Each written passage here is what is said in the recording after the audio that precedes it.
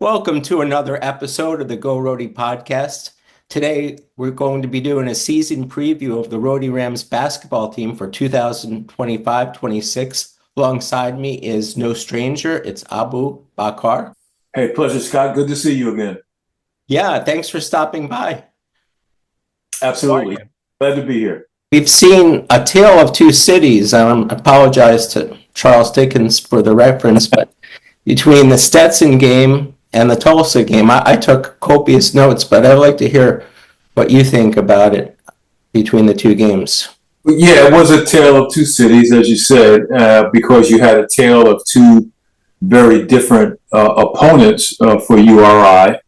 And you saw certainly in the Stetson game where they clearly dominated a team from the Atlantic Sun that's predicted to finish maybe 8th, 9th, something like that in their conference.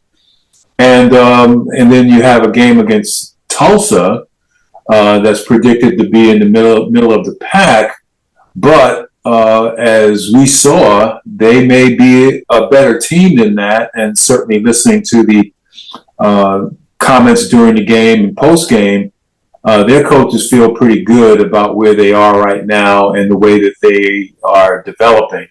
Season's still very, very young. Both teams are going to be challenged throughout the non-conference as well as their conference seasons. But we saw a Tulsa team that came out and dominated URI last night in almost every phase of the game.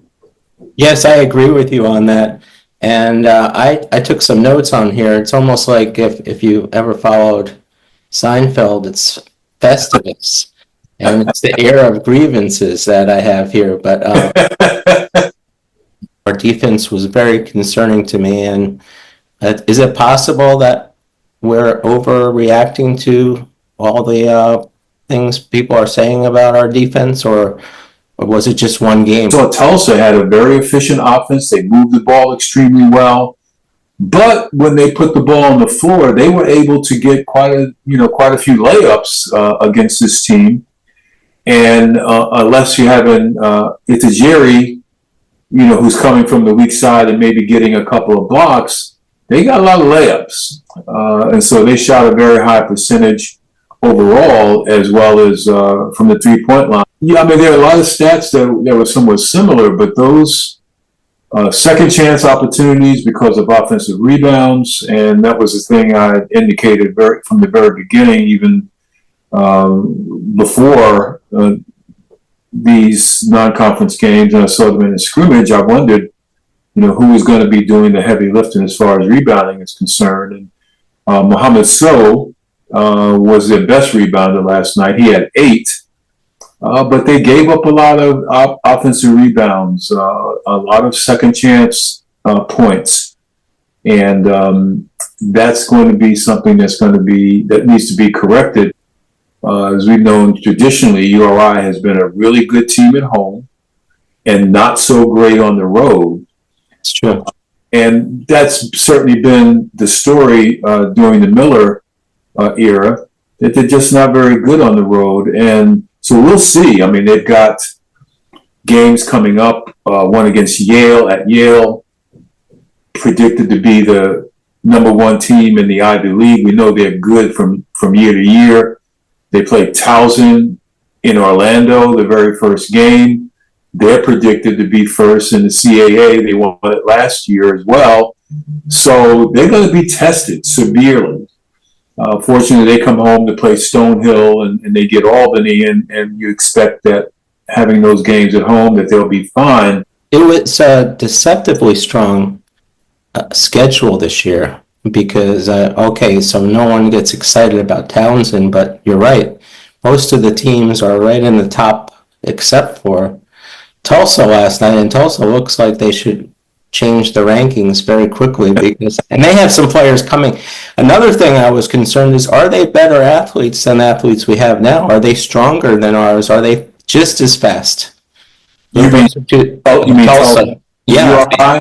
Yeah, and maybe that's what it is, and we're drinking the Kool-Aid, and we're listening and feeling like we're just this amazingly athletic, fast, Strong, not so much. We're not burly, but it's hard to say how we stack up against a team like Tulsa. But we made them look like a Duke last night. A couple things. One, we may have been surprised. Their guard play was we had difficulty containing them.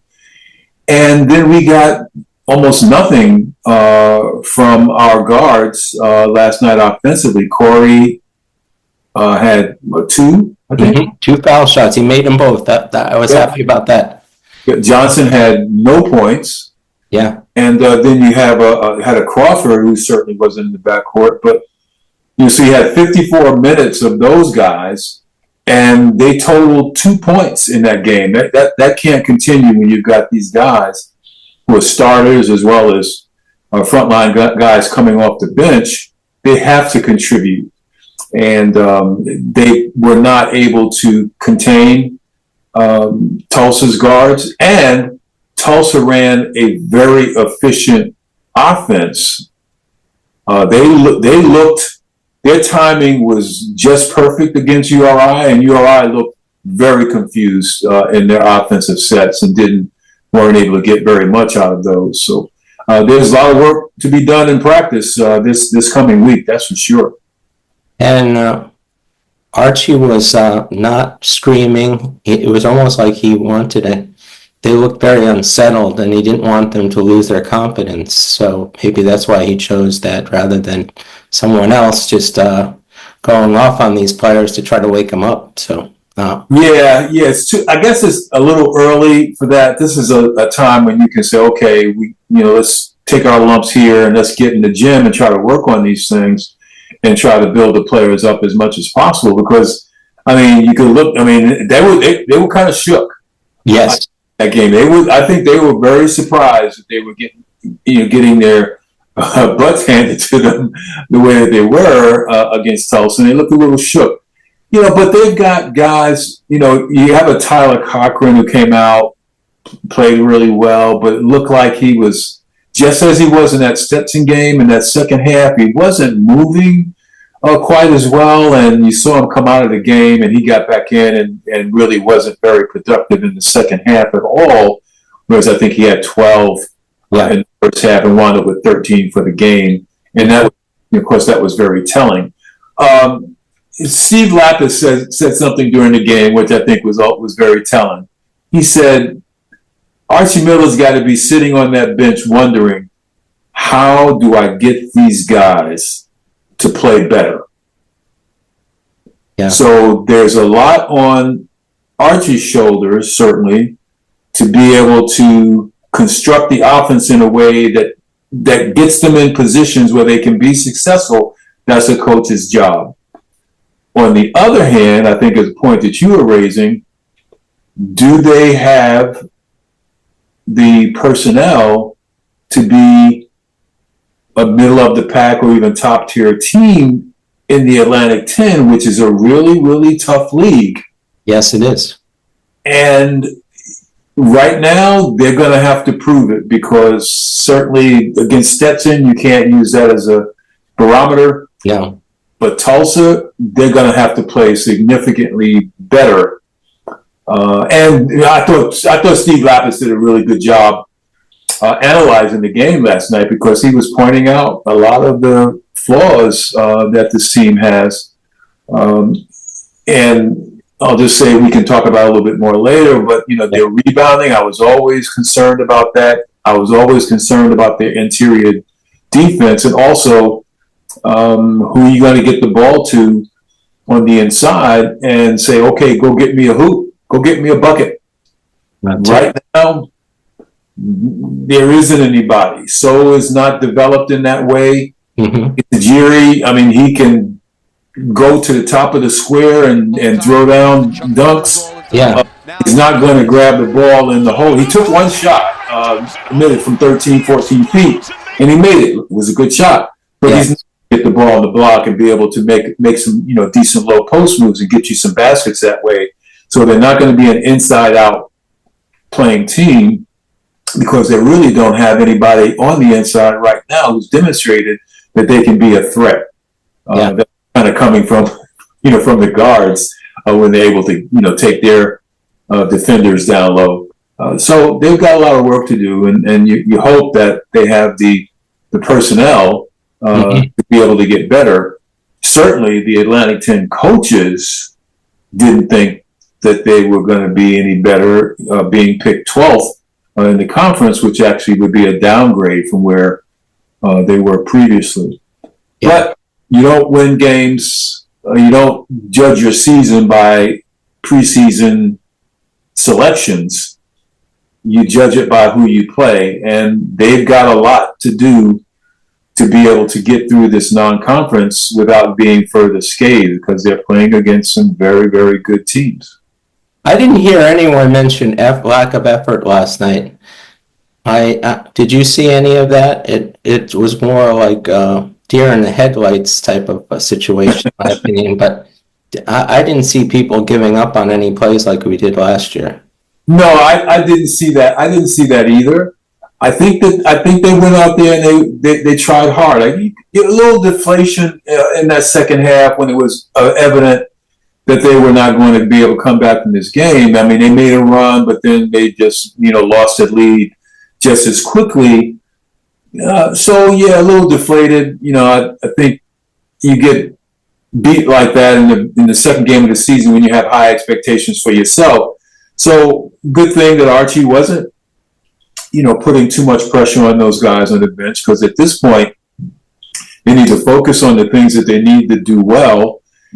And he quite frankly needs to, build these guys up a little bit so that they have some confidence. But confidence comes if they're successful on the floor. So we'll see what happens. We shall see. We shall see is your trademark expression. On these two games with Stetson, and from what I'm able to see, they may have some games from time to time where they're able to shoot the ball at a 40-45% clip from three-point land. But right now they're a 33%, 32% three-point shooting team, and they've got to be better than that, particularly if they can't generate enough fast break points. And they had zero. Yes, I was really excited after the Stetson game was the 50-50 balls. And I thought that's an effort thing, but it can't be an effort thing after last night. I'm sure the effort, they want to get those 50-50 balls. Maybe they're not as fast as Tulsa. They're obviously faster than Stetson. So I was hoping for that. And just rebound by committee type of situation where you just, sometimes rebounding is an attitude. So Josh Hart, you could watch his game. He wants the ball a little more than other people. These are all the things that turning down shots, I noticed. There's a lot of people guilty of that, where they have to, if they're open, they should take those. That half-court sets.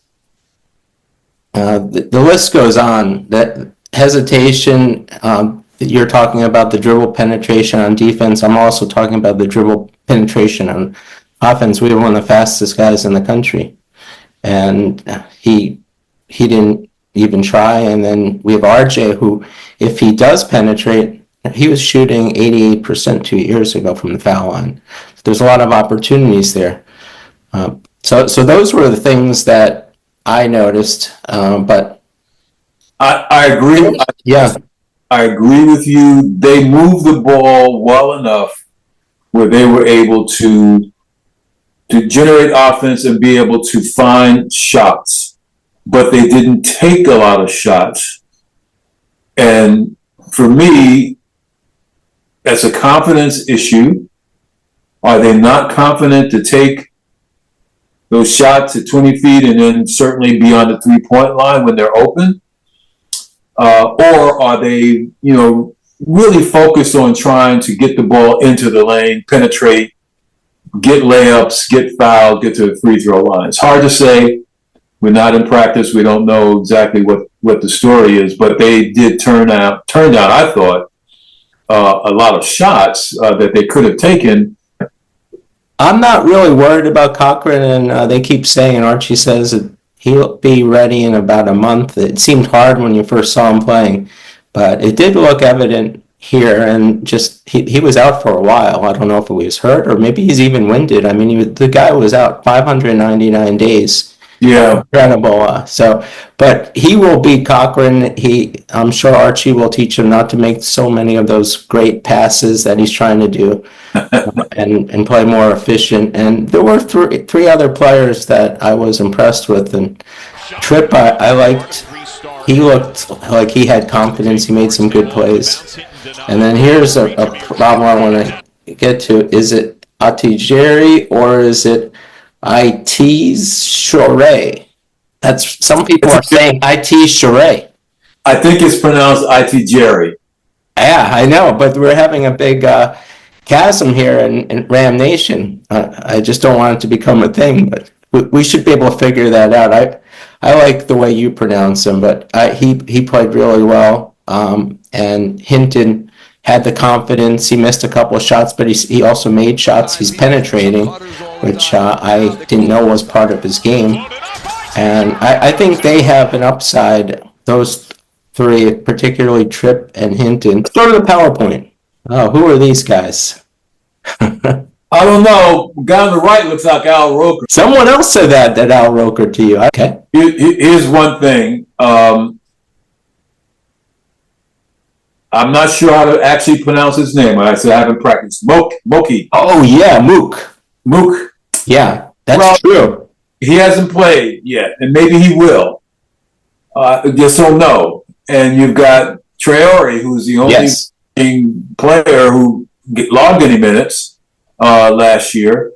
And Javon Perry, I'm not sure what his deal is going to be, this year going in. But maybe there's some reinforcements coming that can help them in the paint. And we know that Traore can come in and help them, rebound certainly on the inside.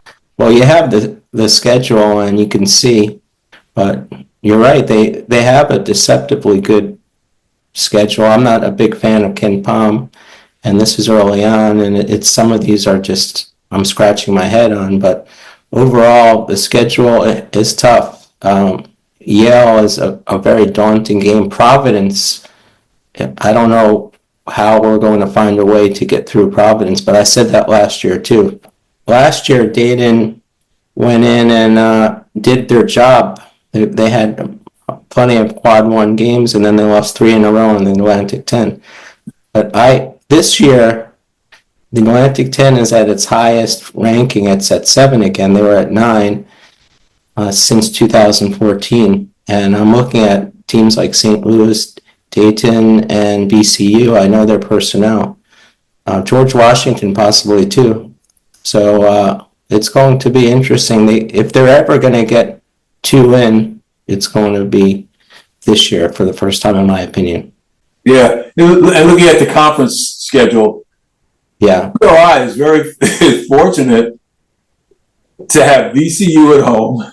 Yes, that's true. George Mason at home, St. Louis at home, and they've got St. Joseph's at home.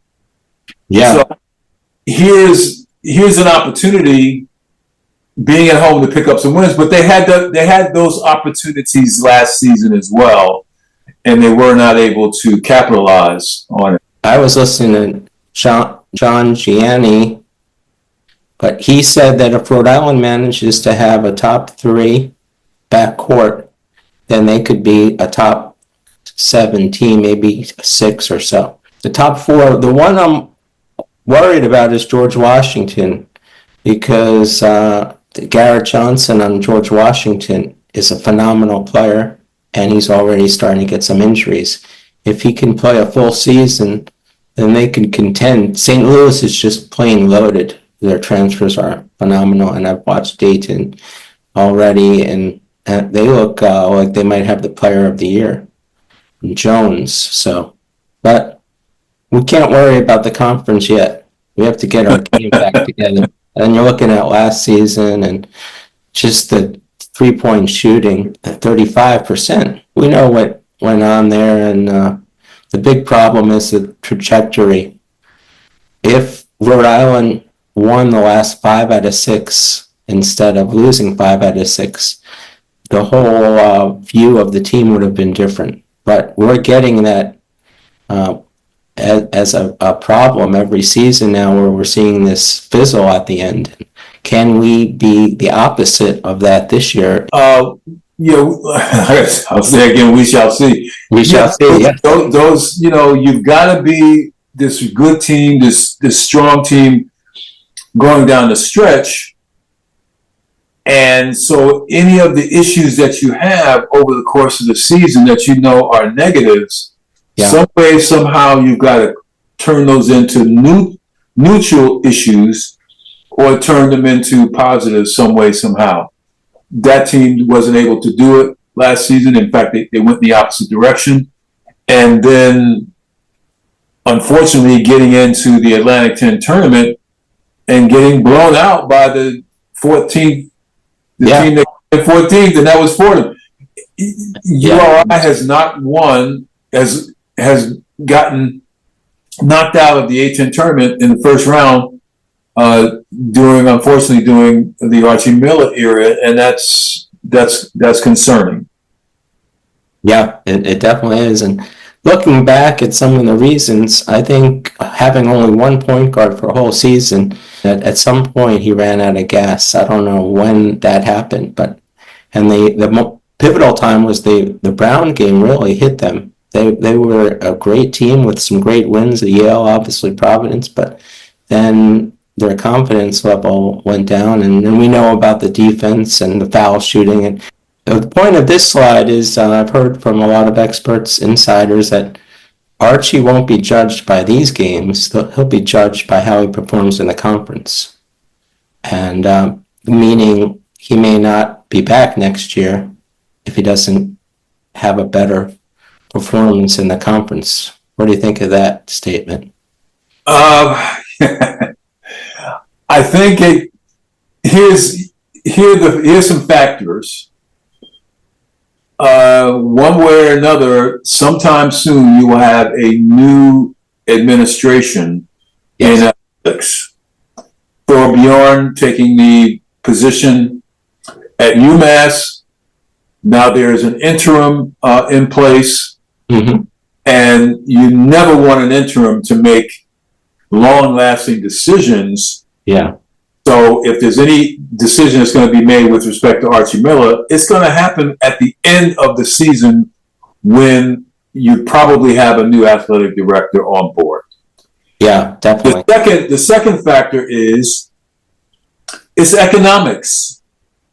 I have no clue what Coach Miller's buyout is for that final season. It's a lot of money for URI, and yes. I have to weigh it against the salary incentives, not even incentives, but bonuses that he's received, starting this year, that obviously were not based on actual performance.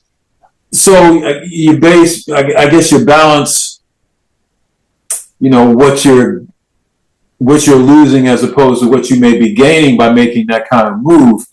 But clearly, if you have a team that fulfills the promise, at least of the other 18 coaches, and winds up being a team that finishes up in 12th place, then now you have a serious discussion that has to happen about whether or not, after 4 years, if this is the person who's going to lead you to, a brighter day.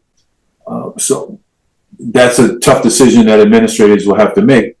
You just mentioned about this team fouling too much. Well, Miles Corey played 18 minutes and fouled out of the game. Yeah.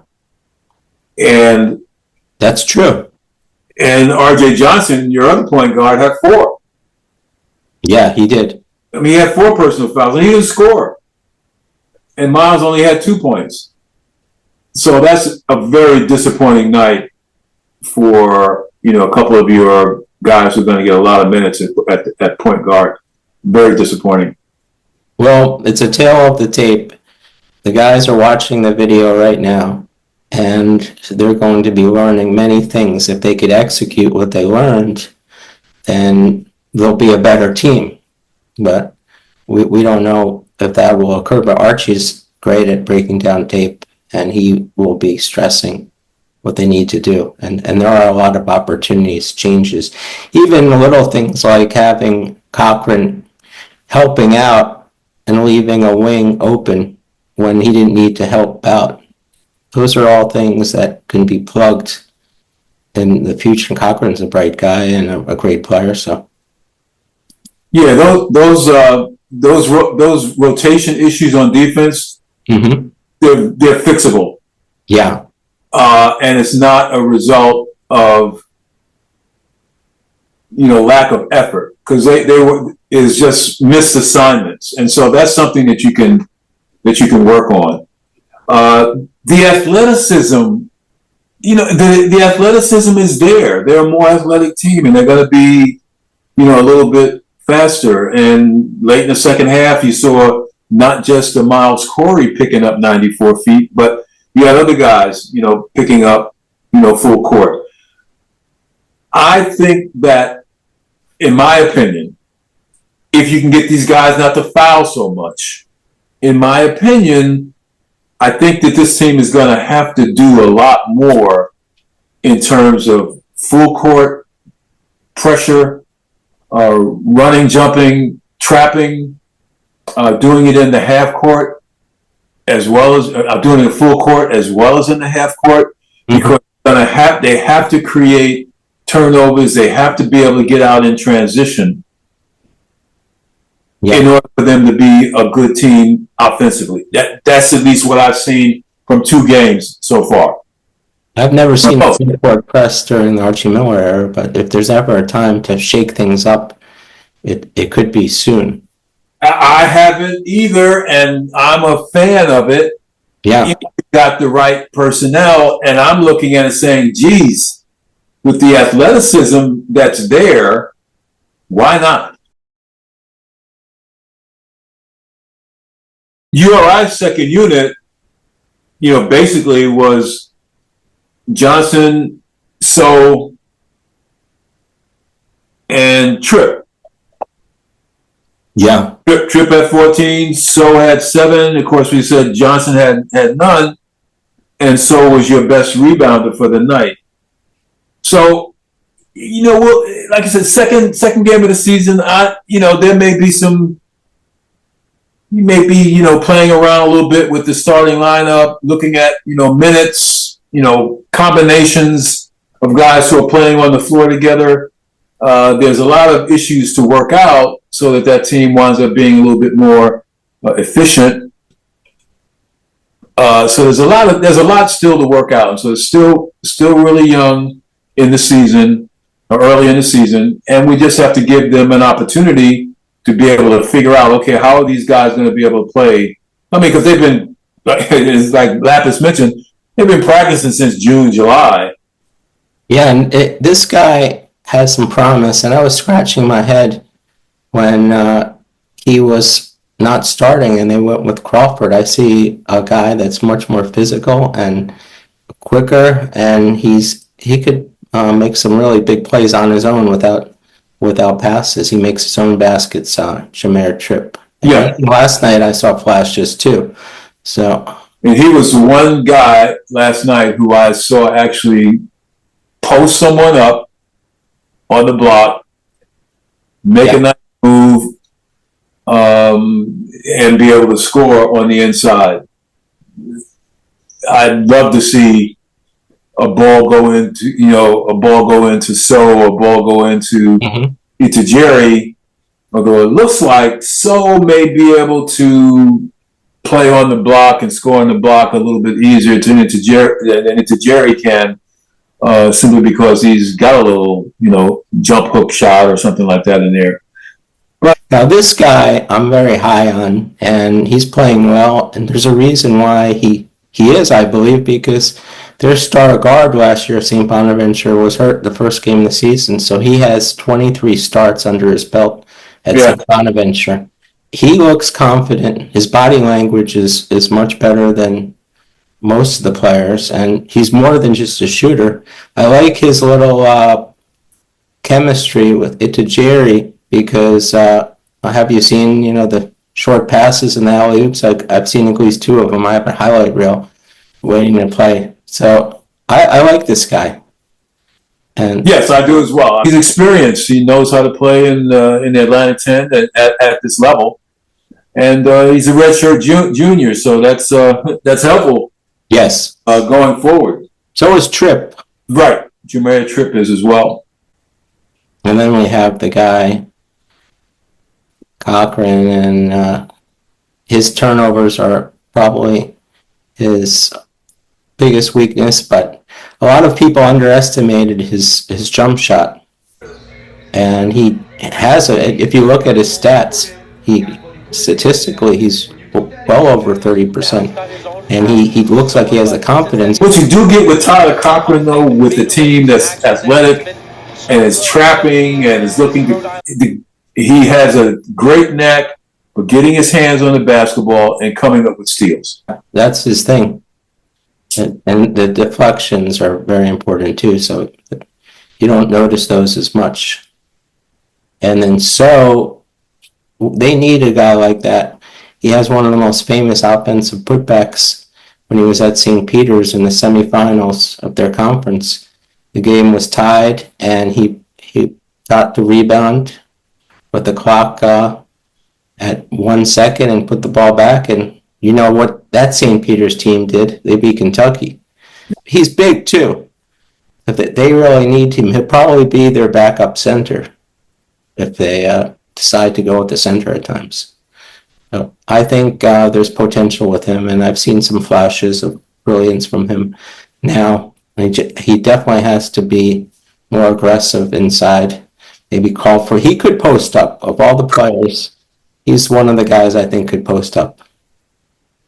I don't know if it's in his forte, but he's got a lot of strength on this team. Yeah. And size, 6'9".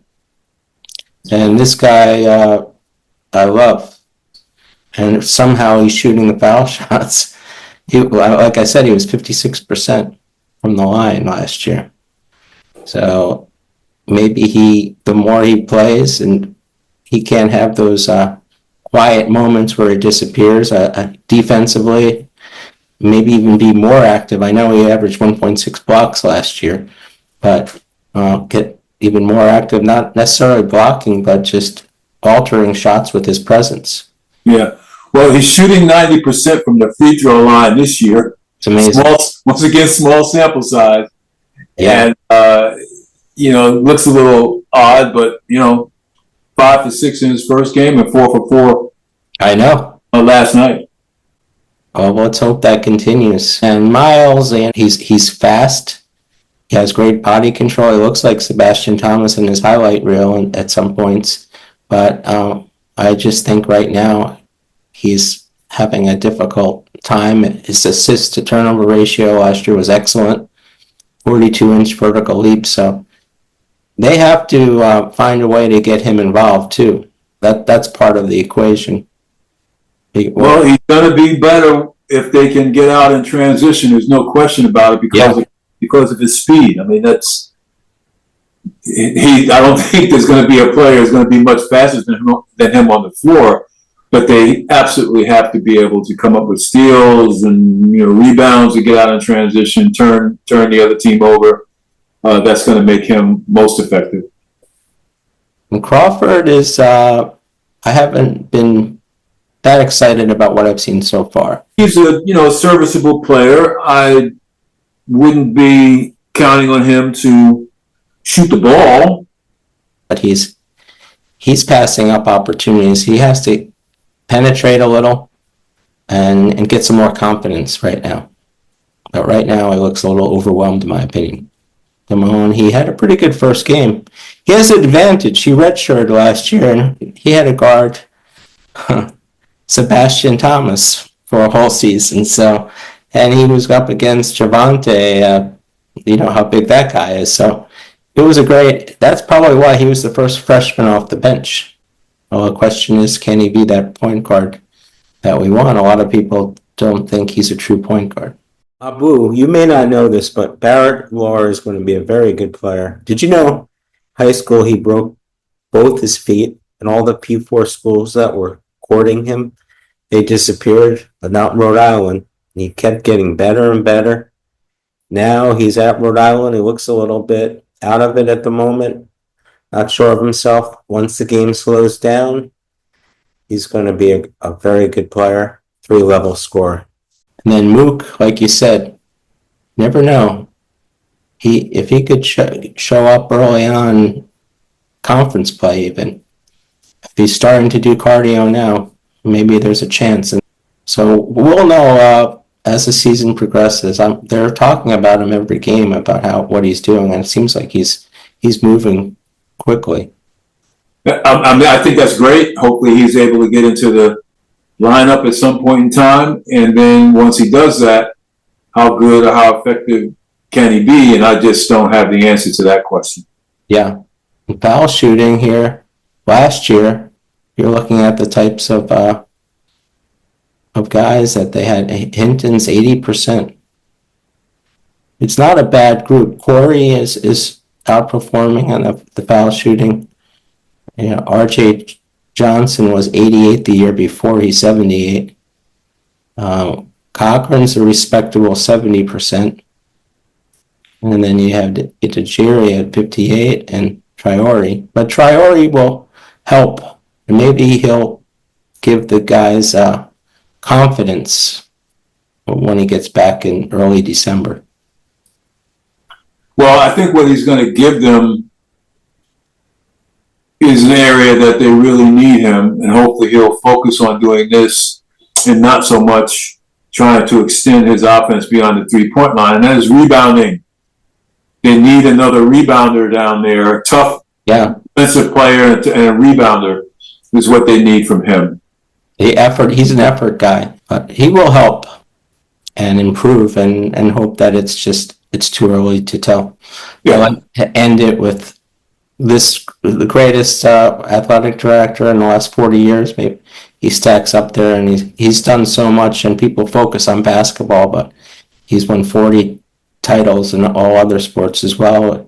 He's why you're going to see the facilities improve. We'll have a phenomenal football field and stadium and track and all those things. And he's just one of the nicest guys you could ever meet.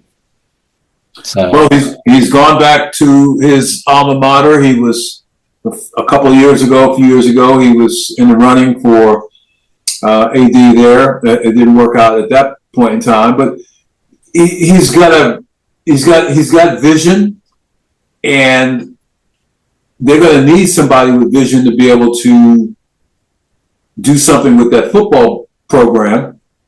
Yeah, and that's why he's there. Yeah, primarily is to get that football program at least competitive, not only in their conference, but nationally if they can ever get to that point. But the first deal is how can you get competitive in your conference? We saw that happen with URI during the Jim Fleming era, where they're not just competitive, but they're champions now. And great, Jim Fleming, and he may recruit them over to Massachusetts and as assistant coaches. And football is his thing. Yeah, and he gets to mentor or lead a football program that is not very good to get them to be better in a conference that's at a higher level. Yeah. So that winds up being a challenge. So I certainly could see how and why he would want to do that, beyond, this him going back to his alma mater, which I think is a great thing. So he'll do well there. I think if he's given the resources, and it sounds like he probably is going to have the resources to be able to help mentor that program, along with whoever, the head coaches are currently or will be in the future. But like you said, he led URI for years. The athletic department and programs have seen, great success. As you mentioned, the athletic facilities are top-notch or will be top-notch very soon. It's been decades, I think, since we've had an outdoor track, and we've got, a very, very good, track and field team. So we're getting... Figure that out. How could a team be, and they are good, you're right, you're not exaggerating, without a track? They have to drive 20 minutes. Those guys should be getting more publicity, because that's unbelievable what you're able to do. That's like having a Division I basketball team without a stadium. Yeah. What's their out-of-conference record going to be compared to last year, for starters? I wouldn't touch that. Last year I did. I'm reticent to touch it, but let me just throw something out based upon what I'm thinking. So 8-4. Wow, that's optimistic. 8-4, 7-5. But and then the conference, that's a big one. Conference? Yeah. That's going to be really, really hard. Really hard. The highest finish that they've had so far in Miller's tenure? Maybe last year. Has been 10th. Yeah, okay. I thought that they could have been a middle of the pack team, especially after going through the non-conference. And then you lose 5 out of the last 6 games. You go 50% in those games, and all of a sudden now instead of 10th place, maybe you're looking at 8. Yeah. Looks good on your resume too. So if this team, based upon what I'm seeing so far, can finish in the middle tier 6 in the Atlantic 10, I think that would be a great accomplishment. Yeah, it's almost like the women's team last year when they made it to the semifinals. I think they had a number 4 finish with a team that couldn't shoot. And Tammy says, if I see another 45-point game, I'm going to kill myself or whatever. Well, I think she only had one, and she knows how to exaggerate a little bit and dramatic. She knows she was an actress, and she still is an actress. So I love her. Challenged to shoot the ball, that's for sure. Last season, I mean, they were challenged, and yeah. Oh, this year they look great with their shooting, and their freshmen are coming in. And then the final record. Last year we're 18-11. Can we surpass that? All he needs is 19 to just claim that they've had incremental improvement. And he gets to 19. That's the number. And when is he winning? This men's team get to 19 wins this season? That's really the number I'm throwing out, because it's incremental improvement, and that's going to be hard. I don't know, and it almost doesn't matter what the actual win total is. You've got to win your conference games. You absolutely have to win your conference games. And the thing that this team has to be able to shoot for is advancing in the Atlantic 10 tournament beyond the first game. Yeah. You got to get to at least the third round. If you have a decent non-conference, you got to at least get there to say, hey, we're in a position where maybe we can go postseason. It's not going to be the NCAA tournament, but can we do NIT? And we did have 6 or 7 teams from the A10 away was able to do that last year. So that's really what they got to be looking for. Now, obviously winning the Atlantic 10 tournament, that obviously has got to be your goal.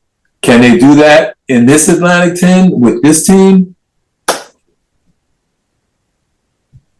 We shall see. There you go.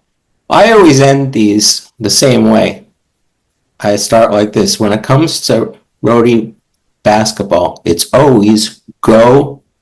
We shall see. I mean, go Rhody. I'm sorry. I keep making mistakes. Thank you, Abu, for coming 3rd in a row. You're a pleasure to have, and the player perspective. You came out with some gems tonight. I got 20 plus years on a microphone on television. So I know. I got a little experience there. Yeah, it's obvious. Appreciate it, Scott, and always a pleasure to be with you. And go Rhody. Go Rhody.